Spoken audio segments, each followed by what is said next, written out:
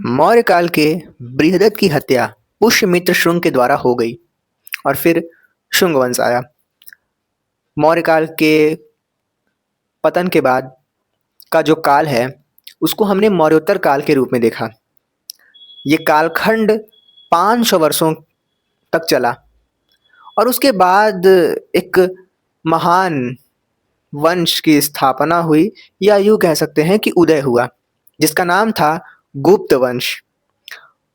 पिछली वीडियो में हम लोगों ने कई सारे वंश के बारे में देखा था, जिसमें कि हम लोगों ने कुछ विदेशी वंश को भी देखा और कुछ हमारे देसी वंश थे उनको भी देखा। पाथियन, कनिष्क आदि बाहर के वंश थे या फिर बाहर से आए थे। और हमारे घर की बात करें तो सातवाहन, चेदी आदि हमारे भारत के ही अंतर्गत आते थे। इस कहानी में हमने कनिष्क को भी देखा था और इसी कनिष्क के शासन काल का जो एक भाग था उसमें इसी कनिष्क का एक सामंत था जिसका नाम था गुप्त वंश। यानी कि कनिष्क के अंतर्गत ही एक तरीके से काम करता था भारत के उत्तर पूर्वी क्षेत्र में कनिष्क का गुप्त वंश। गुप्त वंश भारत के उत्तरी भाग में था और कनिष्क का ये सामंत था, यानी कि उसके ही अंडर में अधीनस्थ था उसके। तो इस वीडियो में हम लोग देखने वाले हैं इसी गुप्त काल को, जिसको कि इतिहास में एक विशेष दर्जा दिया गया है। इसी गुप्त काल ने हमें भारत में समुद्रगुप्त और चंद्रगुप्त प्रथम, द्वितीय जैसे महान, विक्रमादित्य जैसे महान शासक प्रदान किए। तो आइए देखते हैं गुप्त काल को। गुप्त काल धीरे धीरे कुषाणों का पतन हो गया और उदय हुआ कुषाणों के सामंत गुप्त वंश का।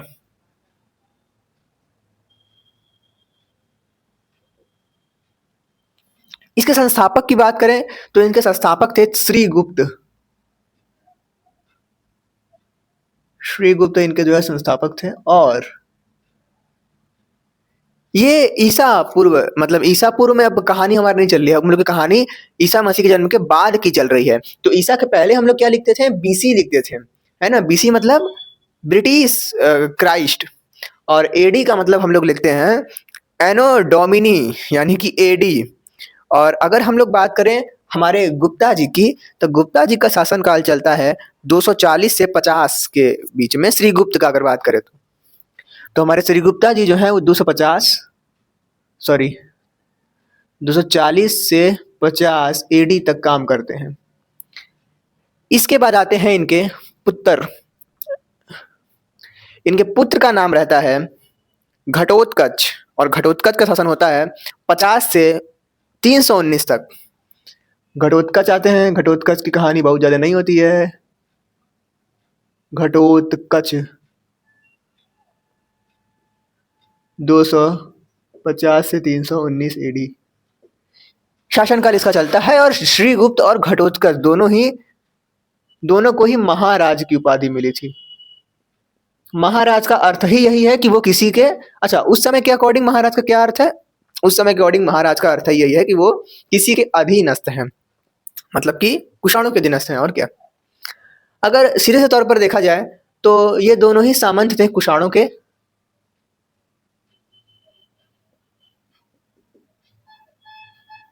बोरिंग तो नहीं लग रहा ना, क्योंकि ये ऐसा है ही, मतलब कि मौर्य वंश खत्म हुआ, मौर्योत्तर वंश आया, शुंग आए, फिर कनिष्क वनिष्क उसी बीच में घुसते रहे सब जो है कि।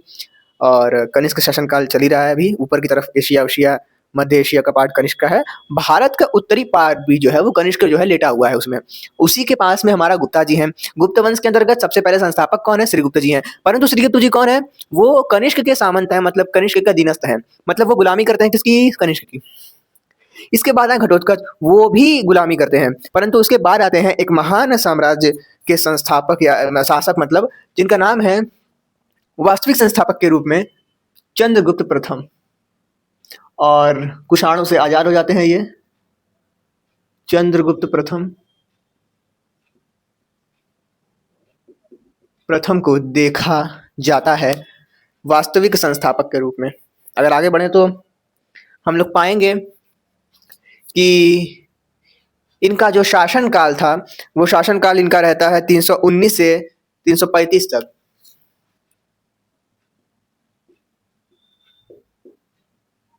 ठीक है, तो जो 40 में आया गुप्त वंश, 50 तक रहे श्रीगुप्त जी, फिर 19 तक रहे, 319 तक रहे हैं घटोत्कच। घटोत्कच के बाद 19 में बैठे हमारे चंद्रगुप्त प्रथम और 35 तक शासन किए। इन्होंने कुषाणों से गुप्त वंश की अधीनस्था को समाप्त कर दिया और इनकी उपाधि, अरे भैया आप कोई महान शासक है और उसको उपाधि ना मिले तब तो फिर दिक्कत हो जाएगा। समुद्रगुप्त की भी उपाधि को हम लोग देखेंगे, चंद्रगुप्त की जो उपाधि है उसको हम लोग देखेंगे इस वीडियो में। अगर हम लोग बात करते हैं चंद्रगुप्त प्रथम की उपाधि की, तो इनको महाराजाधिराज की उपाधि कहा जाता है, मतलब कि ये स्वतंत्र है। क्या है इनकी उपाधि? महाराजाधिराज।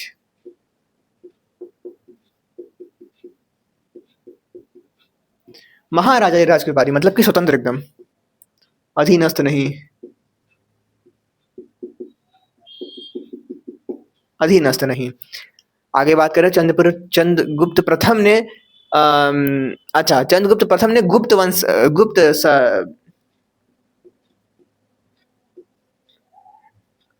संवत आरंभ कराया, एक तरीके से कह सकते हैं, है ना। तो जैसे हम लोग के कौन आए थे, एक ठो शक संवत शुरू किया गया था जब कुषाणों ने मार दिया था शक वालों को, शक को पराजित करके कुषाण आए थे, तो कुषाणों ने शक संवत शुरू किया था। उसी तरीके से जब हमारे ये आए हैं चंद्रगुप्त प्रथम जी, तो इन्होंने भी 319 एडी यानी कि 319 ईस्वी में गुप्त संवत का आरंभ किया। इसके बाद बात करें तो इनका विवाह होता है लिच्छवी गणराज्य की राजकुमारी जिसका नाम था कुमार देवी, और इन्हीं से पुत्र होता है, बताओ कौन? समुद्रगुप्त। समुद्रगुप्त को भारत का नेपोलियन कहा जाता है। गजब क्वेश्चन आता है ना, किसने कहा ये बताऊंगा आगे चल के। तो विवाह हो जाता है लिच्छवी की राजकुमारी कुमार देवी के साथ, पुत्र होता है समुद्रगुप्त। समुद्रगुप्त को कहा जाता है, तो हालांकि भारत का नेपोलियन तो कहा जाता ही जाता है, परंतु समुद्रगुप्त को एक और नाम कहा जाता है। अब ये लिच्छवी राजकुमारी की कुमार देवी के पुत्र थे, तो इनको हम लोग लिच्छवी दौहित्र भी कहते हैं, लिच्छवी दौहित्र कहते हैं। पूछा है एग्जाम्स में, लिच्छवी दौहित्र, लिच्छवी दौहित्र भी कहते हैं। अब कहानी खत्म होती है हमारे चंद्रगुप्त प्रथम की, और फिर आता है इसका लइकवा समुद्रगुप्त, यानी कि घटोत्कच का पोता, श्रीगुप्त का पर पोता समुद्रगुप्त। समुद्रगुप्त के शासनकाल की बात करें तो 335 से 75 इसका शासनकाल होता है।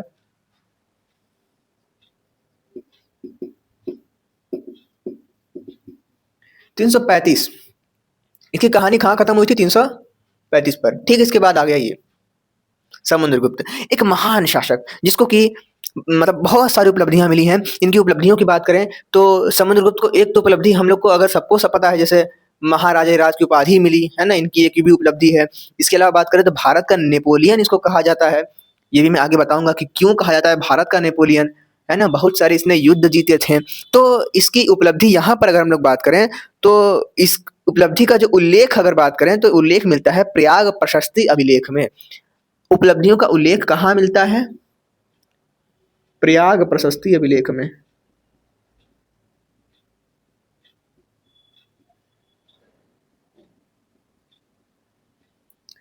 और ये जो प्रयाग प्रशस्ति अभिलेख है, ये हमारे गद्य और पद्य दोनों में है।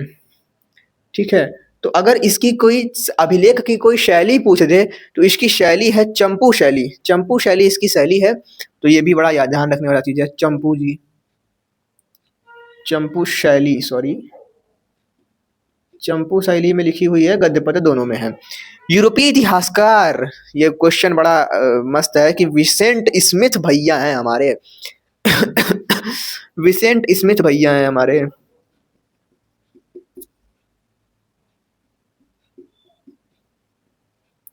जिन्होंने समुद्रगुप्त को भारत का नेपोलियन कहा।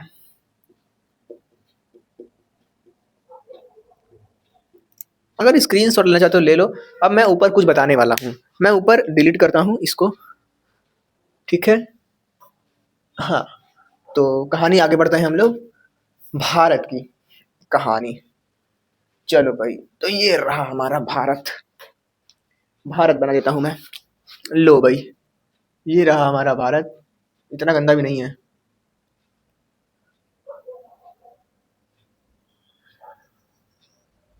चलो भाई, यहाँ से निकल गया है कहानी से। ठीक है। और ये रहा पूरा ये भारत हमारा। हालांकि उस समय तो ऐसी सीमाएं नहीं थी, बट अभी के हिसाब से देखा जाए तो कुछ ऐसी सीमाएं हैं हम लोगों की। ठीक है, या सपोज ऐसा ही है, तो थोड़ा सा इसको मोटा करता हूँ मैं। चलो, तो ये रहा।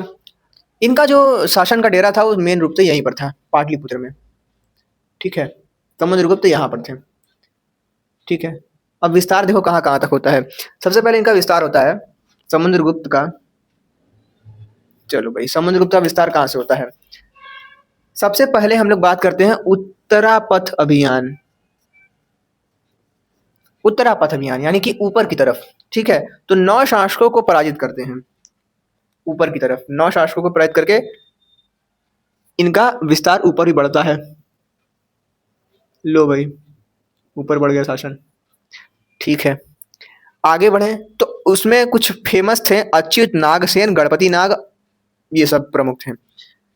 अब इनका मन नहीं भरा, अब कहें हमको और जीतना है, तो दक्षिणापथ में आ गए। अरे पढ़ा था ना, उत्तरापथ तक्षशिला राजधानी होती है, पिछले वीडियो में देखा था हम लोगों ने। दक्षिणापथ। इस अभियान की बात करें तो ये दक्षिणापथ के मगध में, मगध से यहाँ पर ये कांचीपुरम तक आते हैं। यहाँ तमिलनाडु के कांचीपुरम तक आते हैं और रास्ते में जितना कुल आते रहते हैं सबको हराते रहते आते रहते हैं। ठीक है। तो कांचीपुरम आते हैं और यहाँ के शासक विष्णु गोप होते हैं। विष्णु गोप होते हैं, उनको ये हराते हैं। कहाँ लिख रहा है जी मैं? विष्णु गोप को ये हराते हैं। और फिर जब जाते हैं तो इधर तो नहीं जाते हैं, घूमते हुए जाते हैं इधर से ऐसे।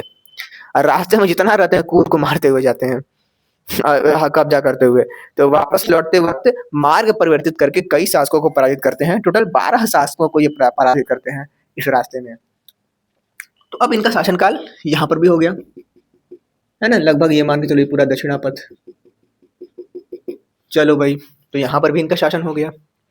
आगे बात करें तो अब इधर मन नहीं भरा, इधर भी मन नहीं भरा, तो अब ये कहाँ जाएंगे, अब ये किधर जाएंगे?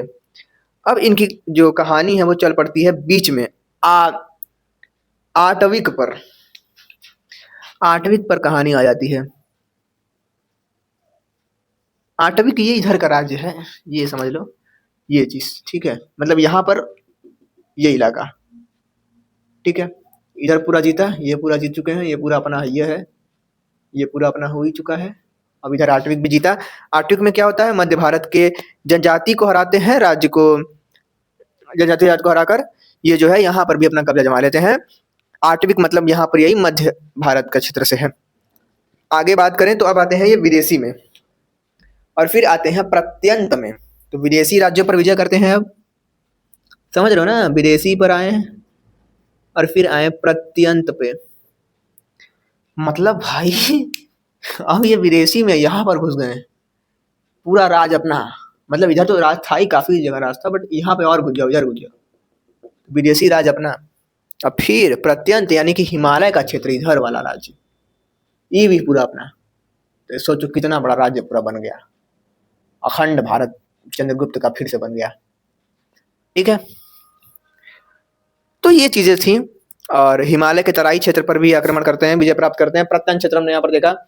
इसमें अंदर हम लोग देखते हैं समतक, डवाक और कामरूप, इन शासकों को पराजित कर कर समुद्रगुप्त जो है ये पूरा अपना साम्राज्य खड़ा करते हैं। इसका नाम था समुद्रगुप्त, नेपोलियन। अच्छा, नेपोलियन की अगर बात करें, नेपोलियन की बात करें तो ये 7 बार जीता है युद्ध, और लगभग 17 साल तक इसने शासन किया। 17 से जितना भी, मतलब 20 से कम ही साल शासन किया इसने। और अगर हम लोग बात करें समुद्रगुप्त की, तो समुद्रगुप्त का शासनकाल लगभग 40 वर्षों का रहा। ये लोग कहते हैं, इसके यूनानी जो इतिहासकार हैं, है ना, यूरोपीय इतिहासकार हैं, वो कहते हैं विसेंट स्मिथ जी कि समुद्रगुप्त भारत का ये नेपोलियन है, ये नहीं है। जो नेपोलियन था, ये जो नेपोलियन यहाँ पर था, वो नेपोलियन यूरोप का समुद्रगुप्त था, है ना? तो ये लोग अपने आप को बढ़ाने के लिए कहते हैं, ठीक है? तो इतना इतना कुछ जीत गया। पार्टी ना हो तो फिर मजा नहीं आता है ना? तो पार्टी होता है अब। पार्टी कैसे होता है भाई? तो पार्टी होता है अश्वमेध यज्ञ करा के। दारू थोड़ी पियेंगे अभी लोग, है ना? हालांकि पीते तो होंगे ही। समुद्रगुप्त ने अश्वमेध यज्ञ का आयोजन कराया।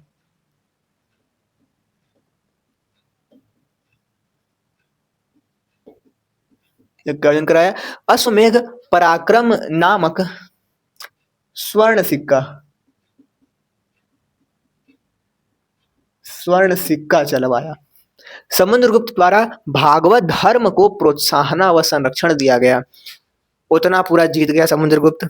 नेपोलियन कहा गया इसको, जो है बहुत बड़ा राजा बना। सूरवीर योद्धा के पांव कहीं रुकते नहीं है, जहां जाते हैं वहां मारते हैं, जो है जीत गया। अश्वमेध यज्ञ करवाया।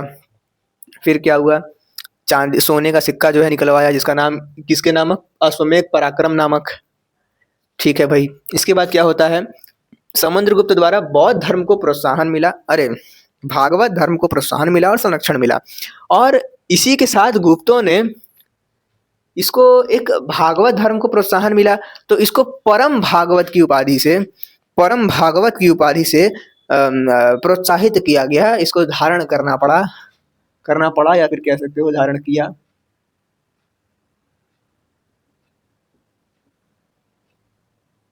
परम भागवत की उपाधि धारण करता है। राजकीय चिन्ह की बात करें तो गरुण।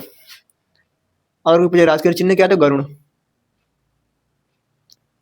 अगर बात करें समुद्रगुप्त की उपाधि क्या है, तो महाराजाधिराज की उपाधि है। और कुछ उपाधि की बात करें तो हाँ, कविराज। जो समुद्रगुप्त है, ये कलाओं में भी काफी उत्कृष्ट थे, है ना? कवि और या तो वो एक बाजा होता है, नेपोलियन बजाते थे, अरे समुद्रगुप्त बजाते थे, क्या होता है उसको, वादन में मतलब थे वो, नाम मुझे याद नहीं आ रहा है। तो कविराज की भी उपाधि है। तो कितना राज की उपाधि हो गई? कविराज की उपाधि और महाराजाधिराज की उपाधि और भारत का नेपोलियन तो खैर बाद में कहा गया। तो इतना सारा उपाधि, और किसमें मिलता है? तो प्रयाग प्रशस्ति अभिलेख में मिलता है। इसकी शैली क्या है? चंपू शैली। चंपू शैली मतलब हिंदी, सॉरी, गद्य और पद्य दोनों। आगे बढ़े, राजकीय भाषा की बात करें तो वो हमारी संस्कृत भाषा थी। संस्कृत भाषा थी। समुद्रगुप्त के दो पुत्र थे। अब पुत्रों का शासन आता है भैया। समुद्रगुप्त दो पुत्र, रामगुप्त और हमारे फेमस विक्रमादित्य। विक्रमादित्य लिखा है मैंने, समझ जाना। विक्रमादित्य, विक्रमादित्य का नाम नहीं था, उनका नाम उनका नाम चंद्रगुप्त था। ठीक है? चंद्रगुप्त नाम के तीन तीन लोग हो गए। एक तो चंद्रगुप्त मौर्य हमारे शुरुआत में, फिर कौन आया? चंद्रगुप्त प्रथम, गुप्त काल में, जिनको की वास्तविक संस्थापक कहा गया। उसके बाद आते हैं चंद्रगुप्त द्वितीय, समुद्रगुप्त के पुत्र, है ना? और इनका भी बड़ा, मतलब चंद्रगुप्त नाम के जितने लोग हुए हैं वो खतरनाक हुए हैं। अपने लड़का का नाम रखना होगा तुमको ना, तो तुम समुद्रगुप्त का पुत्र इसी के नाम पे रखना है, चंद्रगुप्त, है ना? बहुत खतरनाक, मतलब समझ रहे हो ना? खतरनाक मतलब ये जो रोला, अलग ही रोला था चंद्रगुप्त। चंद्रगुप्त मौर्य एक उधर कहानी, मतलब पूरा गर्दा उड़ाया रहा मौर्य काल में। फिर उसके बाद चंद्रगुप्त प्रथम भी देख लो, यहाँ पर देखा था हम लोगों ने, है ना? कितना खतरनाक, पूरा कनिष्क को ले लिया अपने हाथ में। अरे कनिष्क को नहीं, मतलब कनिष्क से अपने आप को हटा लिया। और फिर देखो चंद्रगुप्त भी, अभी यहाँ पर कहानी देखेंगे, इसने शक वंश को समाप्त कर दिया। क्या हुआ कहानी में बताता हूँ क्या हुआ। ये हमारा भारत था।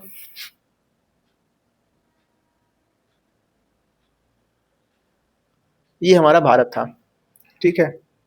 और कुछ ऐसे मैं बना ही देता हूँ, ठीक है? ले भैया, मतलब ऐसा ही भारत था, मतलब अभी का भारत है देखा जाए तो। ये कहाँ बन रहा है जी? ले भैया, ले ले भारत, यही ले ले भारत, ठीक है? लो भाई, तो इस तरीके से भारत हमारा ऐसे है, ठीक है? तो इधर हमारा पाकिस्तान है अभी का, और फिर ये अफगानिस्तान है। ठीक है? तो कहानी कुछ ऐसी है, ऊपर जो चल रहा है, चल ही रहा है अपना पूरा, ठीक है? जो भी है। तो इस तरीके से कहानी है। भारत के यहाँ पर थे हमारे मगध, अरे सॉरी मगध कह रहा हूँ, मतलब मगध के क्षेत्र पर समुद्रगुप्त का शासन पूरा। अब समुद्रगुप्त मरते हैं, बात पता चलती है शकों को। शक कहाँ होते हैं भाई? शक होते हैं यहाँ पर, कुछ इस हिस्से में होते हैं, ठीक है? शक मान लो एक समय के लिए कि इसी के लगभग के क्षेत्र में होते हैं शक। ये शक ऐसे स्पेलिंग नहीं होता है, बट अभी में लिखा है मैंने। और मगध इधर रहता है, ठीक है? अब कहानी कुछ ऐसी होती है कि जब शासन काल बड़े वाले बेटे के पास आता है, जिसको कि रामगुप्त नाम था, तो रामगुप्त जब शासक बनता है तो ये एक कुयोग्य शासक था, मतलब बहुत बढ़िया शासन काल नहीं कर पाया। देख लो, खाली 5 साल शासन किया रहा, ठीक है? तो इस 5 साल के शासन काल में देखा जाए इसने क्या किया कि समुद्रगुप्त के बाद चंद्र रामगुप्त बना, शासनकाल 5 वर्षों का था। इसका उल्लेख विशाख, अच्छा, अब 5 वर्षों का शासनकाल था, तो इसके लिए एक अभिलेख है हमारे पास। अभिलेख का नाम है, इसका उल्लेख विशाख दत्त की मुद्रा राक्षस ग्रंथ, मुद्रा राक्षस ग्रंथ,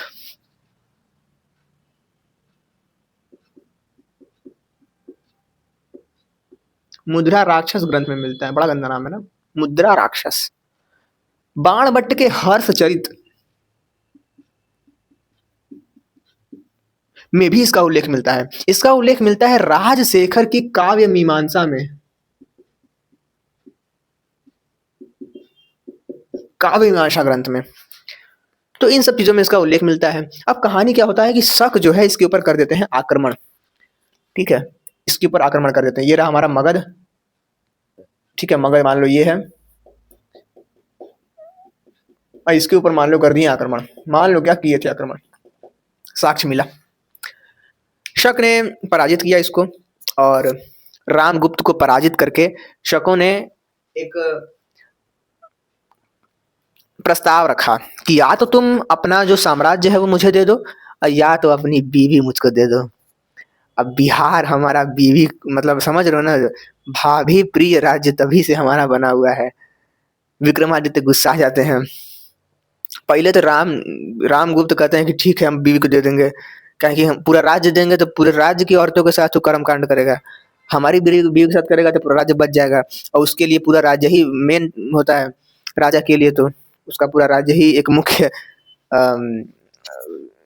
पुत्र होता है या मुख्य संपत्ति होता है। मेन संपत्ति हमारा राज्य ही है, पत्नी तो आती जाती रहेगी, नई ले लेंगे, क्या दिक्कत है? मगर विक्रमादित्य गुस्सा जाते हैं कि नहीं, आपकी भाभी नहीं जाएंगी, जो है कि मतलब हमारी भाभी नहीं जाएंगी। भाभी से बड़ा प्रेम था विक्रमादित्य को। अब वो कहते हैं कि नहीं, मेरी जो भाभी है जिनका नाम ध्रुव देवी या ध्रुव स्वामिनी है, वो नहीं जाएंगी। मैं ही जो है लड़की बन के जाऊंगा और जाके उसको मार के आ जाऊंगा, और अगर उसने मुझे मार दिया तो फिर आप दे दीजिएगा। कहानी सही चल रही थी। विक्रमादित्य जाते हैं शक वंश में और मारपीट के भाभी का बदला लेकर आ जाते हैं। इस प्रकार क्या होता है कि रामगुप्त की जो पत्नी रहती है, इनका नाम ध्रुव देवी रहता है, यानी कि ध्रुव स्वामिनी इसको कहा जाता है, वो बच जाती हैं। अब क्या होता है, 5 वर्ष के शासनकाल के बाद रामगुप्त एक तरीके से कह सकते हैं या तो पराजित हो जाता है, कुछ कुछ ग्रंथों में मिलता है कि इसको मार देता है चंद्रगुप्त, अरे विक्रमादित्य, मतलब चंद्रगुप्त द्वितीय जो है वो मार देता है। अब चंद्रगुप्त जी आते हैं और ध्रुव स्वामिनी से विवाह कर लेते हैं, मतलब भाभी को विवाह कर लिए। और इसी पर जयशंकर प्रसाद जी भी जो है अपनी काव्य में लिखते हैं, एक आंसू लहर झरना के साथ आपने एक नाटक और देखा होगा ध्रुव स्वामिनी करके, है ना? जयशंकर प्रसाद की रचना आपने अपने हिंदी काव्य में देखा ही होगा, क्लास 10th में, क्लास 12th में। तो ध्रुव स्वामिनी जो है वही रचना है। इसके बाद चंद्रगुप्त मौर्य का शासनकाल शुरू होता है। चंद्रगुप्त द्वितीय का शासनकाल शुरू होता है, मौर्य का शासनकाल शुरू नहीं होता है, यानी कि विक्रमादित्य का शासनकाल शुरू होता है।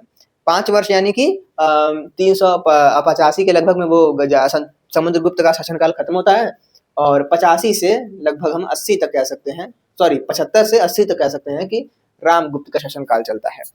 तो चलो आप देखते हैं यहाँ पर मैंने क्या लिखा है कि शकों का आक्रमण होता है, रामगुप्त पराजित होते हैं, शकों ने पत्नी मांगी, विक्रमादित्य ने मना किया, स्वयं भेष बनाकर रामगुप्त की पत्नी बनकर गए, शक सम्राट की हत्या कर दी। 375 से 80 तक रामगुप्त का शासनकाल हुआ। चंद्रगुप्त ने ध्रुव देवी यानी कि अपनी भाभी से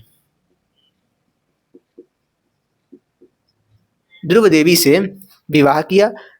अब आए चंद्रगुप्त विक्रमादित्य 380 से 413 एडी। चंद्रगुप्त की उपाधियों की बात करें तो देवराज, देवश्री, देवगुप्त और विक्रमादित्य, ये 4 उपाधियां इसको मिलती हैं। और इसके बाद ये कहते हैं कि नहीं, अब ये शक है ना इनका, हम लोग पूरा तब खत्म कर देंगे, इसको बदला लेना चाहते हैं। ये शक के ऊपर एक ठो राज्य रहते हैं, ये यहाँ से शादी कर लेते हैं इससे, एक राजकुमारी से, ठीक है। तो यहाँ पर एक राज्य रहता है, तो इससे होगा क्या कि इसके ऊपरा वाला ये राजकरण मारने जाएगा, तो यही दुश्मन है इसका, क्योंकि इसको भी कहा जाएगा नहीं नहीं उसका साथ मत देना, शक होगा। तो इसके बाउंड्री वाले जो राज्य हैं उससे मित्रता कर लिया चंद्रगुप्त, कितना बढ़िया नीति थी इसकी, है ना। तो शकों के भारत के भूमि का समूल नाश करने के उद्देश्य से उत्तर पश्चिमी क्षेत्र के नागवंश की राजकुमारी कुबेर नागा, ये हमारा नागवंश और इसकी राजकुमारी कुबेर नागा, उससे जो है ये विवाह कर लिया। अपनी पुत्री थी, पुत्री का विवाह कहाँ करा दिया, यहाँ पे इससे, ठीक है। तो अपनी इसकी पुत्री का नाम हम लोग देखें तो प्रभावती गुप्त, खतरनाक नाम है भैया, ठीक है। प्रभावती गुप्त का विवाह जो है करा देता है वकाटक वंश से। ये कौन सा वंश है, वकाटक वंश है।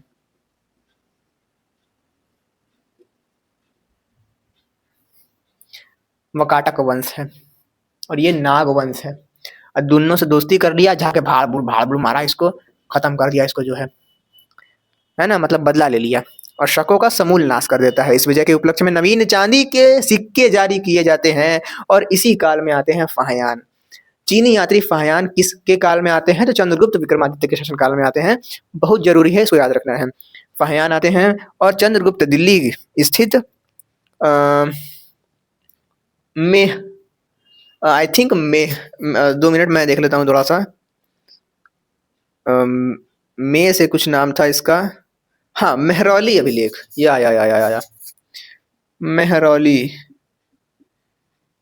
मेहरौली अभिलेख, गुप्तों के वैज्ञानिक प्रगति का उल्लेख मिलता है। तो कुछ चीजें जो कि हमको याद रखनी है, एक तो फाहयान है, दूसरी बात चंद्रगुप्त के दिल्ली स्थित मेहरौली अभिलेख में हम लोग को क्या मिलता है, तो इसके वैज्ञानिक प्रगति का उल्लेख मिलता है। उसके बाद बात करें चंद्रगुप्त दरबार में नवरत्न निवास करते थे, परंतु आर्यभट्ट की बात करें तो आर्यभट्ट भी इन्हीं शासन काल से थे। आर्यभट्ट, ठीक है, आर्यभट्ट अपना देख लेना कैसे लिखा था, ऐसे, ठीक है।